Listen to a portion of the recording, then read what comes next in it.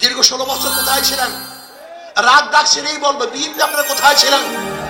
প্রতিবার ঈদের কথা বলেছেন, ঈদের পরে আমরা আন্দোলন করব, ঈদের পরে সংগ্রাম করব, ঈদের পরে সেইটা করব। হাজার ঈদ চলে গেছে, আপনারা আন্দোলন করতে পারেন নাই। 5ই আগস্টের পরে আবারও চাঁদাবাজি, আবারও দখলদারি, আবারও দুর্নীতি। না, বাংলাদেশের মানুষ এই চাঁদাবাজি আর দেখতে চায় না, দুর্নীতি আর দেখতে চায় না। যারা 53 বছর পর্যন্ত বাংলাদেশকে 5 বার দুর্নীতির চ্যাম্পিয়ন করেছে, ওই সমস্ত দলকে বাংলাদেশের জনগণ আর ক্ষমতায় দেখতে চায় না। সংস্কারের বিরুদ্ধে, সংস্কারের পরেই নির্বাচন হবে। আজকে সংস্কার করতে যারা বাধা সৃষ্টি করেছেন, আমি বলবো দীর্ঘ 16 বছর কোথায় ছিলেন? রাগ ডাক সেরেই বলবো, বিএনপি আপনারা কোথায় ছিলেন?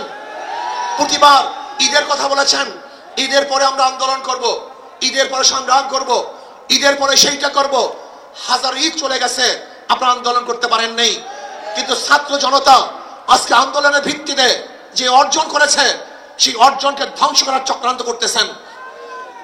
সেই বৈষম্যের বিরুদ্ধে আন্দোলন করেছিলাম, চাঁদার বিরুদ্ধে আন্দোলন করেছিলাম, দুর্নীতির বিরুদ্ধে আন্দোলন করেছিলাম, ধর্ষণের বিরুদ্ধে আন্দোলন করেছিলাম, অবৈধ হত্যার বিরুদ্ধে আন্দোলন করেছিলাম, মানুষের স্বাধীনতার জন্য আন্দোলন করেছিলাম, মানুষের মুক্তির জন্য আন্দোলন করেছিলাম।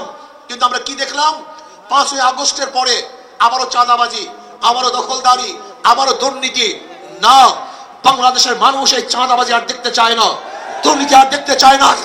যারা 53 বছর পর্যন্ত বাংলাদেশকে 5 বার দুর্নীতির চ্যাম্পিয়ন করেছে, ওই সমস্ত দলকে বাংলাদেশের জনগণ আর ক্ষমতায় দেখতে চায় না।